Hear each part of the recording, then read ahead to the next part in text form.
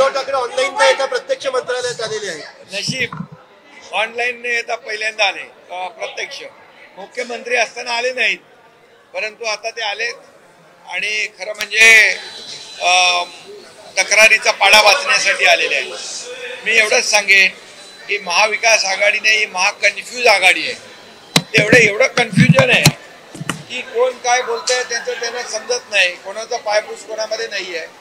त्यामुळे ही महाकन्फ्यूज आघाडी एकत्र आलेली आहे.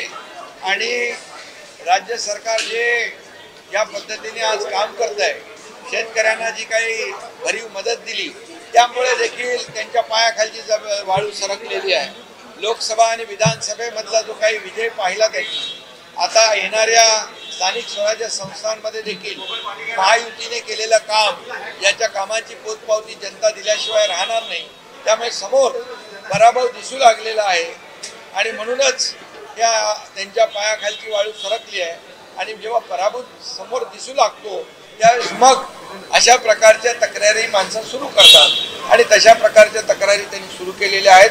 मी एवढंच सांगेन की जेव्हा त्यांना महाविकास आघाडीला विजय मिळाला त्यावेळेस तक्रारीचा पाडा कधीच वाचला नाही त्यांनी.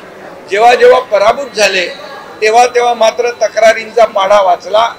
अगदी निवडणूक आयोगावर देखील आरोप केले, न्यायालयावर आरोप केले, सगळ्यांवर आरोप केले.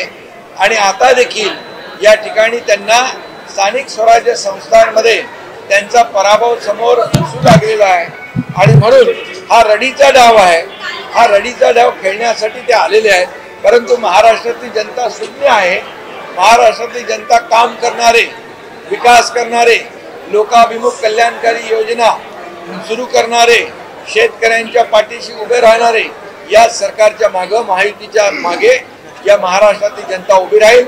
आणि ते किती काही एकत्र आले, काही सगळं झालं तरी सुद्धा महायुती या येणाऱ्या स्थानिक स्वराज्य संस्थांमध्ये प्रचंड यश मिळवेल आणि प्रचंड विजय मिळवेल.